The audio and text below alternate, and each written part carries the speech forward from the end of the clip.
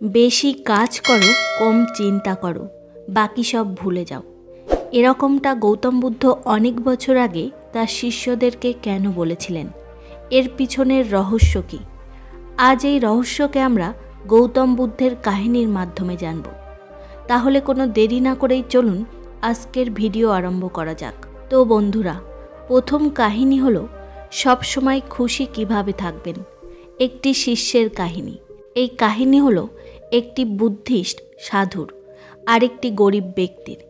এই কাহিনী আপনাকে বলবে যে কিভাবে সব পরিস্থিতিতে খুশি থাকবেন। এক জঙ্গলে একটি সাধু থাকতেন। এই সাধুর আশ্রমে অনেক গাভী ছিল। একদিন এই সাধুর কাছে একটি গরিব ব্যক্তি আসে, আর সে সাধুকে বলে যে আমার কাছে থাকার জন্য কোনো জায়গা নেই। অনেক দিন থেকে আমি ক্ষুধার্ত আছি। আপনি আমার উপর দয়া করুন আর আমাকে আপনার শিষ্য বানিয়ে নিন, যাতে আমি আপনার সাথে আপনার আশ্রমে থাকতে পারি। সাধু ওই গরিব ব্যক্তির কথা মেনে নেয় আর তাকে তার শিষ্য বানিয়ে নেয়। সাধু তাকে একটি গাভী দিয়ে দেয় আর বলে যে তুমি এই গাভীর সেবা করো, আর তার থেকে যে দুধ পাবে সেটা তুমিই নেবে। এছাড়া রোজ তুমি 2 বার ভগবানের জপ করবে। শিষ্য সব কথা মেনে নিয়ে সে ওই গাভীর সেবা করা শুরু করে আর রোজ ভগবানের নাম করে। গাভীর থেকে যে দুধ পাওয়া যেত শিষ্য নিজেই সেটা পান করে নিত। আশ্রমে থেকে শিষ্য অনেক খুশি ছিল, আর একদিন সে সাধুকে ধন্যবাদ করে বলে যে আপনার জন্যই আমার জীবন সুখী হয়েছে। সাধু হেসে বলে যে এটা তো ভালো কথা, কিন্তু তার কিছুদিন পরেই ওই শিষ্যের গাভী হারিয়ে যায়। গাভী হারিয়ে যাওয়ার কারণে শিষ্য পূজা করাও ছেড়ে দেয় আর দুঃখী থাকতে শুরু করে। শিষ্য সাধুর সাথে সাক্ষাৎ করে আর সাধুকে বলে যে তার গাভী হারিয়ে গেছে, যার কারণে তার মন্ত্র জপে মন লাগে না, আর সে অনেক দিন থেকে দুঃখী আছে। এই কথা শুনে সাধু বলে যে এটাও ভালো কথা। কিছু সময় পর শিষ্য গাভী ফিরে পায় আর সে আবার খুশি থাকতে শুরু করে। শিষ্য এই কথা সাধুকে বলে। সাধু গাভী পাওয়ার কথা শুনে বলে যে এটা তো ভালো কথা। এটা শুনেই শিষ্য অনেক অবাক হয়ে যায়, আর সে সাধুকে বলে যে আমার জীবনের সব পরিস্থিতিতে এটা তো ভালো কথা, আপনি এটাই কেন বলেন? সাধু উত্তর দিয়ে বলে, সুখী আর সফল জীবন পাওয়ার জন্য সুখ হোক অথবা দুঃখ সব সময় প্রসন্ন থাকা উচিত। জীবনে আসা খারাপ পরিস্থিতিতে নিজেকে দুঃখী রাখা উচিত নয়। যখন আমরা সবসময় খুশি থাকি তখন জীবন থেকে দুঃখ সমাপ্ত হয়ে যায়। সাধুর এই কথা শুনে শিষ্য বুঝে যায় জীবনে যেমনই পরিস্থিতি হোক না কেন আমাদেরকে সবসময় প্রসন্ন থাকা উচিত। এরকম করলে দুঃখ অনুভব হয় না, সুখের সাথে জীবন কেটে যায়। তো বন্ধুরা, চলুন যাওয়া যাক আমাদের দ্বিতীয় কাহিনীর দিকে। দ্বিতীয় কাহিনী হলো সাধু আর রাজার কাহিনী। অনেক সময় আগের কথা। একটি রাজ্যে একটি দয়ালু রাজা থাকতেন। সে তার প্রজাদের নিয়ে অনেক চিন্তা করত। প্রজাদের হিতই তার জন্য সর্বোপরি ছিল। সে সব সময় এই চেষ্টায় থাকতো যে তার প্রজাদের কোনো সমস্যা বা কোনো চিন্তা যেন না হয়, সবাই যেন সুখে শান্তিতে জীবন কাটায়। তার শাসনকালে তার প্রজারা সুখে জীবন কাটাচ্ছিল। রাজা ছদ্মবেশ ধারণ করে তার রাজ্য পরিদর্শন করার জন্য বের হতো, আর প্রজাদের অবস্থার ব্যাপারে সে জানতে পারত যে প্রজারা কোনো প্রকারে কষ্ট আছে কিনা। তাহলে সে ওই কষ্টকে দূর করার চেষ্টা করত। একবার সে এভাবেই তার ছদ্মবেশ ধারণ করে রাজ্য ভ্রমণের জন্য বের হয়। ভ্রমণ করতে করতে সে একটি জঙ্গলের মধ্য দিয়ে যাচ্ছিল, আর রাস্তা হারিয়ে ফেলে সে। তার সৈনিকেরা তার পিছনেই থেকে যায়, আর সে একা হয়ে যায়। তাদেরকে খুঁজতে খুঁজতে সে একটি জায়গায় পৌঁছায়। সে দেখে যে সেখানে একটি কুঠির আছে। সে চিন্তা করে যে এখানে অবশ্যই ভোজনের ব্যবস্থা হয়ে যাবে। সে তার ঘোড়াকে একটি গাছের সাথে বাঁধে আর কুঠিরের ভিতরে প্রবেশ করে। সেটা একটি সাধুর কুঠি ছিল। গেরুয়া বস্ত্র ধারণ করে একটি সাধু একটি গাছের নিচে ধ্যান মুদ্রায় বসেছিলেন। তার চোখ বন্ধ ছিল আর সে ধ্যান মুদ্রায় লীন ছিলেন। রাজা দেখে যে ওই স্থানের পরিবেশ অনেক সুন্দর। গাছপালা সবুজে ভরপুর, যেগুলোতে ফুল আর ফল হয়েছে। পাখিরা উন্মুক্ত হয়ে বিচরণ করছে। রাজা এটা দেখে অনেক খুশি হয় সে সাধুর কাছে যায় আর ওনাকে প্রণাম করে ওনার সামনে হাঁটু গেড়ে বসে পড়ে। সাধু আওয়াজ পেয়ে তার চোখ খোলে আর তার সামনে একটি যুবককে দেখতে পায়। তার মুখের তেজ দেখেই সাধু বুঝে যায় যে সে কোনো রাজস্বী ব্যক্তি হবে। রাজা তাকে বলে যে সে রাস্তা হারিয়ে ফেলেছে।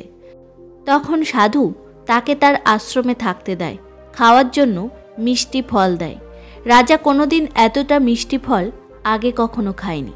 সে আশ্চর্য হয়ে জিজ্ঞাসা করে যে, গুরুবর, আজ পর্যন্ত আমি এতটা মিষ্টি ফল আর সুস্বাদু ফল কোনোদিনই খাইনি। এগুলোর এতটা মিষ্টি হওয়ার কারণ কি?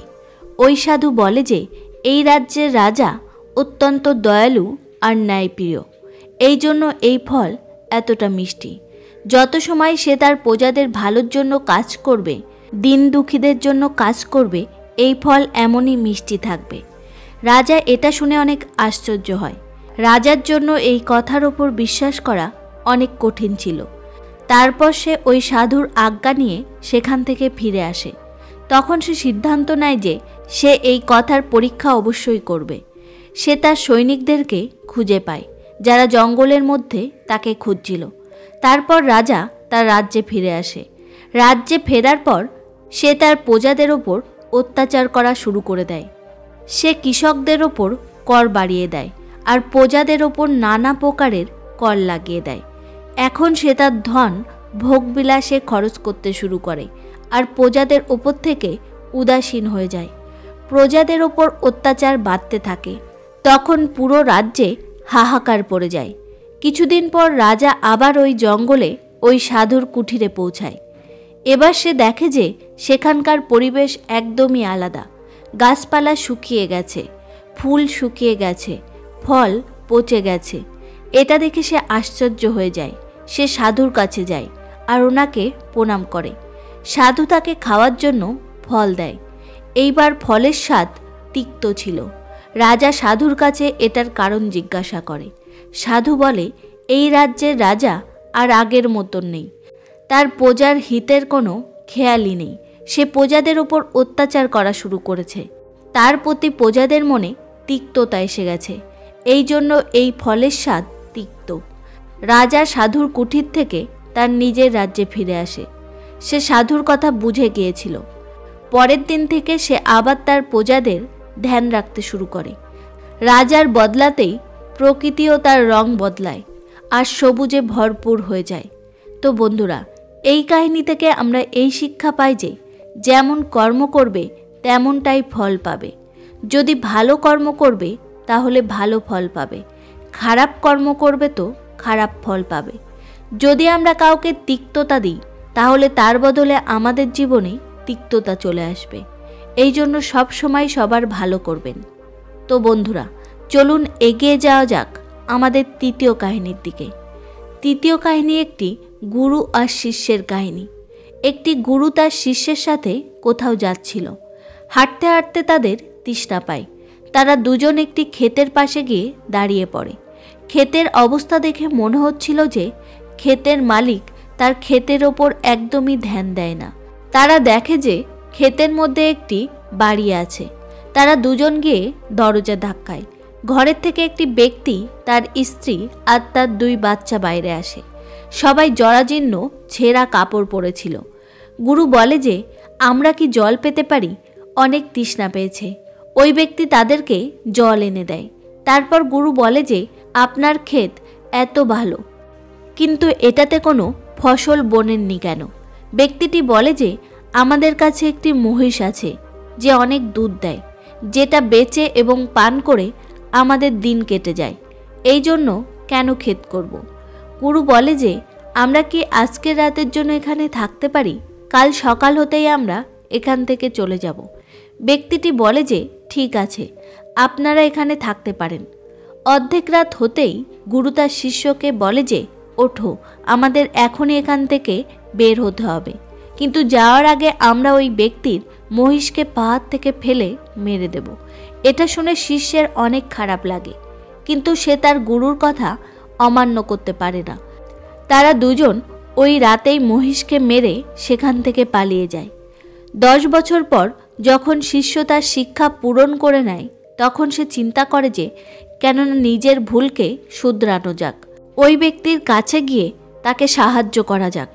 শিষ্য ওই গ্রামে ওই জায়গায় ফিরে যায় আর দেখে যে ওখানকার সব ক্ষেতেই দূর দূর পর্যন্ত ফল ধরে আছে, আর সেখানে একটি অনেক বড় বাড়িও আছে। শিষ্যের মনে হয় যে হয়তো ওই ব্যক্তি এখান থেকে তার সব কিছু বেচে অন্য জায়গায় চলে গেছে। তখনই সেখানে ওই বাড়ির সামনে একটি গাড়ি এসে থামে। গাড়ি থেকে ওই ব্যক্তি বাইরে বেরিয়ে আসে, যার সাথে শিষ্য 10 বছর আগে দেখা করেছিল। শিষ্য তার কাছে গিয়ে বলে যে আপনি আমাকে চিনতে পেরেছেন? আমি 10 বছর আগে আপনার সাথে দেখা করেছিলাম। তখন ব্যক্তিটি বলে যে হ্যাঁ, ওই দিনকে আমি কিভাবে ভুলতে পারি। শিষ্য বলে যে আপনি তো অনেক গরিব ছিলেন, কিন্তু আপনি এতটা ধনী কিভাবে হলেন? ব্যক্তিটি বলে যে কি বলবো, আপনারা যাওয়ার পর আমার মহিষের মৃত্যু হয়ে যায়। আমি অনেক দিন পর্যন্ত চিন্তিত থাকতে শুরু করি, কিন্তু জীবন বাঁচার জন্য কিছু তো করতেই হতো। আমি কাঠ কেটে বেচতে শুরু করি, যার থেকে কিছু পয়সা আসে। সেটা দিয়ে আমি আমার ক্ষেতে ফসল বুনি, তারপর সেটা থেকে আরও পয়সা আসে, আর তার থেকে আমি সব জায়গা কিনে নিয়েছি আর ফলের বাগান লাগিয়ে দিয়েছি। আর আজকাল আমি এখানকার সব থেকে বড় ফলের ব্যাপারী, আর আমার কাছে লাখ লাখ টাকা আছে। যদি ওই দিন মহিষের মৃত্যু না হতো তাহলে আজ আমি এতটা সফল হতাম না। বন্ধুরা, এই কাহিনী থেকে আমরা পরিষ্কার বুঝতে পারি যে জীবনের সব সমস্যা আপনার জন্য অনেক বড় সুযোগ নিয়ে আসে। যদি এখন আপনার জীবনে কোনো সমস্যা এসে থাকে তাহলে বিশ্বাস করুন, একটি বড় সফলতাও সেটা তার সাথে নিয়ে এসেছে। বিশ্বাস করুন, যদি আপনি খারাপ সময়ে সাহস না হারান তাহলে ভবিষ্যতে আপনি অনেক সফল হবেন। যদি এই কাহিনী আপনার ভালো লেগে থাকে তাহলে আপনার আত্মীয় স্বজনদের সাথে শেয়ার করবেন। তো বন্ধুরা, চলুন এগিয়ে যাওয়া যাক আমাদের চতুর্থ কাহিনীর দিকে। চতুর্থ কাহিনী হলো প্রথমে আপনার দৃষ্টিভঙ্গিকে বদলান। একবার একটি অনেক বড় নেতা একটি সাধুর ছোট আশ্রমে যায়। সে ওই সাধুর ব্যাপারে অনেক কথা শুনেছিল। তখন তার মনে হয় যে একবার গিয়ে ওই সাধুর সাথে দেখা করা যাক, যে লোকজন তার এতটা গুণগান কেন করছে। যখন সে ওই আশ্রমে যায় তখন সেখানে একটি ছোট কামরা ছিল, যেখানে একটি কার্পেট বিছানো ছিল। সেখানে কিছু লোক নিচে বসেছিল আর সামনে সাধু বসেছিল। কিছু প্রশ্ন উত্তর চলছিল। ওই নেতা ওই আশ্রমে আসে, আর ওই নেতার সাথে 4 জন বডিগার্ডও ছিল। আর তার এই অভ্যাস ছিল যে সে যেখানেই যেত লোক তাকে দেখে দাঁড়িয়ে পড়ত আর তার দিকে দেখত, হাত জোড়ো করত আর মাথা নত করত। কিন্তু এখানে এমনটা কিছুই হয় না। সাধু ব্যস্ত থাকার কারণে তার দিকে দেখেও না। তখন নেতার মনে হয় যে এটা আমার অসম্মান করা হচ্ছে, আর সে এটা নিয়ে ক্রোধিত হয়ে যায়। নেতা একটু রেগে গিয়ে সাধুর কথা থামিয়ে বলে যে আমি আপনাকে কিছু বলতে চাই। সাধু তার দিকে দেখে আর বলে আপনি একটু অপেক্ষা করুন, প্রথমে আমি এনাদের প্রশ্নের উত্তর দিয়ে দিই, তারপর আমি আপনার সাথে কথা বলছি। তত সময় যদি আপনি চান তাহলে অপেক্ষা করতে পারেন। সাধুর এই কথা শুনে ওই নেতা আরও ক্রোধিত হয়ে যায়, আর সে সব রাগ ওই সাধুর ওপর ঝেড়ে দেয়। এখনো পর্যন্ত ওই নেতা ওই সাধুর সাথে ভালোভাবে আপনি আপনি করে কথা বলছিল, কিন্তু এখন সে তুই তামারিতে নেমে এসেছিল। নেতা ওই সাধুকে বলে যে তুই জানিস আমি কে, আর তুই কার সাথে কথা বলছিস? সাধু তার দিকে দেখে আর বলে এর থেকে আমার কোনো তফাৎ হয় না যে আপনি কে, কিন্তু আপনি যেই হন না কেন, যদি আপনি চান আমি আপনার প্রশ্নের উত্তর দিই, আপনার সাথে কথা বলি, তাহলে আপনাকে কিছুক্ষণ অপেক্ষা করতে হবে। সাধুর এই কথা শুনে নেতা আরও রেগে যায়, আর সেখানে সবার সামনে চিৎকার চেঁচামেচি করতে শুরু করে দেয়। সে বলে যে এবার আমি তোর আসল জায়গা দেখাবো। তুই আমার সঙ্গে পাঙ্গা নিয়ে ভালো করিসনি। তুই জানিস আমি তোর ব্যাপারে কি ভাবি? সাধু আবার নেতার দিকে দেখে আর অনেক ভালোভাবে বলে যে আমার এটা থেকে কোনো তফাৎ হবে না যে আপনি আমার ব্যাপারে কি চিন্তা করেন। আপনি যা চান আমার ব্যাপারে চিন্তা করতে পারেন। তারপর নেতা তাকে বলে যে তুই শুনতে চাস বা না চাস, আমি এখানে সবার সামনে বলবো যে আমি তোর ব্যাপারে কি চিন্তা করি। তুই কোনো সাধু না, তুই একটি ভণ্ড, তুই একটি ঢঙ্গী। আর এখানে যত লোক বসে আছে তাদের সবাইকে বোকা বানাচ্ছিস। তোর কেবল একটাই লক্ষ্য, লোকেদের কাছে যত পয়সা আছে সেটা সব তোর কাছে চলে আসে। তুই তোর ফায়দার জন্য লোকেদেরকে ব্যবহার করছিস। আর এবার আমি আর তোকে ছাড়বো না। পুরো দুনিয়ার সামনে তোর পর্দা ফাঁস করেই ছাড়ব। কিন্তু তার এতটা বলার পরও সাধুর মুখে একটি মৃদু হাসি ছিল।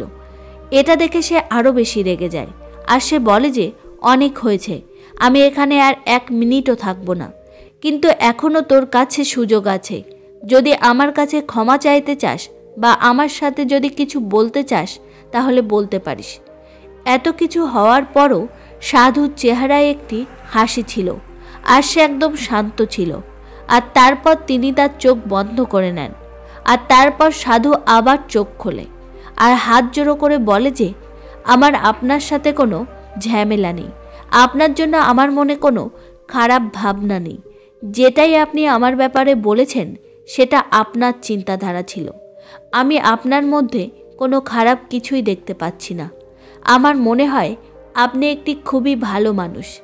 আর সাধুর এতটা বলতেই ওই নেতা অনেক খুশি হয়ে যায়, কারণ ওই সাধু ওটাই বলেছে যেটা বাকি লোকেরা ওই নেতাকে বলে থাকে। আর সে খুশি খুশি ওই আশ্রম থেকে তার বাড়ির উদ্দেশ্যে চলে যায়। আর বাড়িতে গিয়ে সে তার পিতার সাথে গিয়ে দেখা করে। তার পিতা ধ্যান করছিলেন। উনি পুরো জীবন কেবল লোকেদের সেবা করেছেন, তার বদলে কিছু আশা করেননি। কিছুক্ষণ পর যখন তিনি তার চোখ খোলেন আর দেখেন যে তার পুত্র তার পাশে বসে আছে আর তার পুত্রের মুখে একটি অদ্ভুত হাসি আছে, যেটা আজকের আগে সে কখনোই দেখেনি। তারপর সে এক এক করে সব কিছু তার পিতাকে বলে যে আজকে কি হয়েছে, কিভাবে সে ওই আশ্রমে গিয়েছিল আর সেখানে কি হয়েছে, সে কি বলেছে আর ওই সাধু কি বলেছে। যখন তার পিতার সব কথা শোনে তখন সে একটু হাসে আর পুত্রকে বলে যে তিনি তোমার প্রশংসা করেননি, কারণ তিনি ওটা বলেননি। তুমি যেটা নিজে উনি সেটা বলেছেন, যেটা উনি নিজে, আর তুমি যেসব ওনাকে বলেছ ওটা তুমি নিজে। এই কথা বেদেও বলা হয়েছে, যথা দৃষ্টি তথা সৃষ্টি। এই দুনিয়াকে তুমি তেমনটা দেখো না যেমনটা এই দুনিয়া, এই দুনিয়াকে তুমি তেমন দেখো যেমনটা তুমি নিজে। তোমার নজর যেমন, তোমার কাছে এই দুনিয়াটাও তেমন। এই জন্য যদি তুমি তোমার দুনিয়াকে বদলাতে চাও তাহলে সেটার কেবল একটি উপায় আছে, নিজের দৃষ্টিভঙ্গিকে বদলাও। বন্ধুরা, চলুন এগিয়ে যাওয়া যাক আমাদের পঞ্চম কাহিনীর দিকে। পঞ্চম প্রেরণাদায়ক কাহিনী হলো 7টি গুরুত্বপূর্ণ উপদেশ। এটা আপনার দুনিয়াকে বদলে দিতে পারে। এই কাহিনীটি হলো সফলতা আর সমৃদ্ধির কাহিনী। কাহিনীটি একটি উকিলের, যেটা তার সফলতা দিয়ে শুরু হয় আর তার ব্যক্তিত্বের সমৃদ্ধির ওপর গিয়ে সমাপ্ত হয়। একটি উকিল যার নাম জুলিয়ান, যে সফলতার শিখর ছুঁয়ে নিয়েছিল। তার লাখ লাখ কোটি কোটি টাকার সম্পত্তি ছিল, কিন্তু তারপরও তার জীবনে খুশি আর সন্তুষ্টির অভাব ছিল। জীবনের বাস্তবিক খুশি খোঁজার জন্য সে ভারতে আসে আর হিমালয়ে গিয়ে একটি সাধুর সাথে দেখা করে। ওই সাধু তাকে সত্যিকারের খুশির ব্যাপারে বলে আর তাকে বলে যে এই শিক্ষা কেবল নিজের মধ্যেই সীমিত রাখবে না, তুমি এই শিক্ষা সবার মধ্যে ছড়িয়ে দেবে। যখন সে ফিরে আসে তখন তার জীবন থেকে নিরাশা আর উদাসীনতা দূর হয়ে গিয়েছিল। তখন তার বন্ধু জন তার কাছে জিজ্ঞাসা করে যে তোমার মধ্যে এই পরিবর্তন কিভাবে এসেছে। তখন জুলিয়ান তাকে সব কাহিনী বলে। সে তাকে ওই সাধুর শিক্ষার ব্যাপারে বলে। আপনাদেরও আপনাদের জীবনকে সুখময় বানানোর জন্য এই 7টি মন্ত্র জানার আবশ্যকতা আছে, যেগুলোর ব্যাপারে আজকে আমি এখন আপনাদেরকে বলতে যাচ্ছি। প্রথম মন্ত্র, ইতিবাচক চিন্তা আর মস্তিষ্কের ওপর নিয়ন্ত্রণ। আপনি আপনার আশেপাশে ইতিবাচকতা তখনই অনুভব করতে পারবেন যখন এটা আপনার ভিতরে উপস্থিত থাকবে। আপনার মস্তিষ্ক থেকে নিরাশা, নেতিবাচক ভাবনা আর অতীতের খারাপ ঘটনার বোঝাকে সারা জীবনের জন্য বের করে দিন। এই নোংরাকে মস্তিষ্কের ভিতরে জমা হতে দেবেন না। সব সময় ইতিবাচক চিন্তাভাবনা করাই আপনার সফলতার কারণ। ইতিবাচক ভাবনা আপনার জীবনকে আরও ভালো বানায়। মনে রাখবেন, আপনার জীবনের গুণমান আপনার বিচারের গুণমানের ওপরে নির্ভর করে। যখন আপনি মস্তিষ্কের ওপর নিয়ন্ত্রণ পেয়ে যাবেন, তখন আপনি এই শক্তি পাবেন, যেটা আপনার স্বপ্নকে পূরণ করার জন্য অনেক জরুরি। এই জন্য মস্তিষ্কের ওপর নিয়ন্ত্রণ রাখা অনেক জরুরি। দ্বিতীয় মন্ত্র, লক্ষ্য নির্ধারণ, সেটাতে কেন্দ্রিত থাকা। লক্ষ্য বিনা জীবন অসম্পূর্ণ, কারণ আপনি জানেনই না যে আপনি কেন বেঁচে আছেন। আপনার জীবনের লক্ষ্য কী? মনে রাখবেন, গন্তব্য পর্যন্ত পৌঁছানোর জন্য গন্তব্য হওয়া জরুরি। এই জন্য একটি লক্ষ্য অবশ্যই নির্ধারণ করুন, আর সেই পর্যন্ত পৌঁছানোর জন্য সঠিক রাস্তা নির্ধারণ করুন। অর্ধেক রাস্তায় যদি কারো সাহায্যের প্রয়োজন অনুভব হয়, তাহলে পিছু পা হবেন না, বরং মন খুলে নিজের কথা বলুন, কিন্তু থামবেন না। আপনি যে কোনো পরিস্থিতির জন্য নিজের লক্ষ্য থেকে বিপথে যাবেন। তৃতীয় মন্ত্র, নিরন্তর নিজের ওপর কাজ করুন। নিজের ভয় আর দুর্বলতাকে চিনুন, সেগুলোর মুখোমুখি হন, আর তাড়াতাড়ি সেগুলোকে দূর করার চেষ্টা করুন। মনে রাখবেন, অসফলতাই আমাদেরকে সফলতার দিকে এগিয়ে যাওয়ার প্রেরণা দেয়। এই জন্য নিজের ভুলের থেকে হার মানবেন না, বরং সেগুলোর থেকে শিখুন আর এগিয়ে যান। জ্ঞান কখনো পূর্ণ হয় না, এই জন্য সবসময় কিছু না কিছু শিখতে থাকা জরুরি। চতুর্থ মন্ত্র, আত্মসংযম আর শৃঙ্খলা। সুখময় জীবনের জন্য চতুর্থ সবথেকে গুরুত্বপূর্ণ জিনিস শৃঙ্খলা আর আত্মসংযম। এটা আপনার ব্যক্তিত্বকে মজবুত বানায়। এই জন্য নিজেকে শৃঙ্খলাবদ্ধ করুন আর শৃঙ্খলার সাথে জীবনযাপন করুন। ভিতরের জিজ্ঞাসাকে কখনো মরতে দেবেন না, কারণ এই জিজ্ঞাসা কিছু না কিছু নতুন শেখার জন্য আপনাকে প্রেরণা দেয়। পঞ্চম মন্ত্র, সময়ের কদর করুন। যে কাজ কালকে করতে চাও, আজকেই করে নেওয়া উচিত, এখনই করে নেওয়া উচিত। বন্ধুরা, চলে যাওয়া সময় কখনো ফিরে আসে না, এই জন্য সেটার গুরুত্ব বুঝুন আর সময়ের সদ্ব্যবহার করুন। এখনও অনেক সময় আছে, এখনও অনেক সময় আছে। এই চিন্তা করতে করতে আমরা আমাদের মূল্যবান সময় হারিয়ে ফেলি। সবার প্রথমে কাজকে পেছানোর অভ্যাস থেকে বাঁচুন, কারণ এর জন্য আপনি আপনার অনেক সময় বরবাদ করে দেন। প্রাথমিকতা নির্দিষ্ট করুন আর ওই অনুসারে নিজের সব কাজ করুন। ষষ্ঠ মন্ত্র, ইতিবাচক ব্যক্তিত্ব রাখুন। সব সময় মনে রাখবেন, এখনও কিছু খারাপ হয়নি। ইতিবাচক চিন্তা করা শুরু করুন। যেটা হয়ে গেছে সেটা চলে গেছে। আজকের সময় কেবল আপনার, এটার ওপর কেবল আপনারই নিয়ন্ত্রণ আছে। স্বার্থপরতার ভাবনা থেকে বাঁচুন, অন্যদেরও সাহায্য করুন। অন্যদের সাহায্য করে যে খুশি আর সন্তুষ্টির অনুভব আপনি করবেন, সেটা লাখ টাকা উপার্জন করার পরও আপনি পাবেন না। সপ্তম মন্ত্র, নিজের বর্তমানকে বাঁচুন। বিশ্বাস করুন, ছোট ছোট মুহূর্তে খুশি খুঁজে নেবেন তো বড় খুশি প্রাপ্ত করতে পারবেন। প্রত্যেক মুহূর্তে কিছু নতুন খুঁজুন। প্রত্যেক মুহূর্তকে খুশির সাথে বাঁচুন। প্রত্যেক মুহূর্তে আনন্দ করুন। সেটা বন্ধুদের সাথে ঘোরা হোক, স্ত্রীর সাথে গল্প হোক, প্রেমিকার সাথে রাগঝোঁক হোক, এটি মুহূর্তকে এনজয় করুন। আজকে কাটানো এই খুশির মুহূর্তই ভবিষ্যতের স্মৃতি হয়ে আমাদেরকে খুশি করে। আপনার খুশিকে দীপকের শিখা ভাবুন, এটাকে আপনি নিভে যেতে দেবেন না। মনে রাখবেন যে আমাদের খুশির চাবি আমাদের কাছেই থাকে। অসফলতার থেকে শিক্ষা নিয়ে খারাপ অনুভবকে শিক্ষক মনে করে হৃদয়ে কেবল ভালো জিনিস রেখে এগিয়ে যান। তো বন্ধুরা, চলুন এগিয়ে যাওয়া যাক আমাদের ষষ্ঠ কাহিনীর দিকে। ষষ্ঠ কাহিনী হলো, যত সময় ভালো কথা নিজের জীবনে প্রয়োগ না করবে, তত সময় এগুলো থেকে কোনো লাভ হবে না। বুদ্ধকে একটি ব্যক্তি বলে যে, তথাগত, আমি রোজ আপনার উপদেশ শুনি, কিন্তু আমি এটার কোনো লাভ পাচ্ছি না। একটি ব্যক্তি গৌতম বুদ্ধের উপদেশ শুনতে রোজ আসতেন, আর অনেক ধ্যানপূর্বক তিনি বুদ্ধের কথা শুনতেন। বুদ্ধ তার উপদেশে লোভ, লালসা আর অহংকার ছেড়ে জীবনে সুখ শান্তি বজায় রাখার কথা বলতেন। একদিন ওই ব্যক্তি গৌতম বুদ্ধের কাছে আসে আর বলে যে, তথাগত, আমি কমপক্ষে 1 মাস ধরে আপনার উপদেশ শুনছি, কিন্তু ক্ষমা করবেন, সেগুলো আমার ওপর কোনো প্রভাব পড়ছে না। আপনার বলা সব কথা সত্য, কিন্তু তারপরও সেগুলোর আমার ওপর কোনো প্রভাব পড়ছে না। এটার কারণ কি? আমার মধ্যে কি কোনো কমতি আছে? গৌতম বুদ্ধ শান্তির সাথে তার কথা শোনে আর ওই ব্যক্তিকে জিজ্ঞাসা করে যে তুমি কোথায় থাকো। ওই ব্যক্তি উত্তর দেয়, আমি শ্রাবস্তিতে থাকি। তারপর বুদ্ধ জিজ্ঞাসা করে, এই জায়গা এখান থেকে কত দূরে? ওই ব্যক্তি জায়গার দূরত্ব বলে। এরপর বুদ্ধ আবার জিজ্ঞাসা করে, তুমি ওখানে কিভাবে যাও? লোকটি বলে, কখনো ঘোড়ায়, কখনো বেলগাড়িতে বা কখনো পায়ে হেঁটে। বুদ্ধ আবার জিজ্ঞাসা করে, তোমার ওখানে পৌঁছাতে কত সময় লাগে? ব্যক্তিটি পৌঁছানোর সময়ও বলে দেয়। এরপর বুদ্ধ অন্তিম প্রশ্ন জিজ্ঞাসা করে, তুমি কি এখানে বসে থেকে থেকেই শ্রাবস্তিতে পৌঁছে যেতে পারবে? এই প্রশ্নের উত্তরে ব্যক্তিটি বলে, এটা কিভাবে হতে পারে?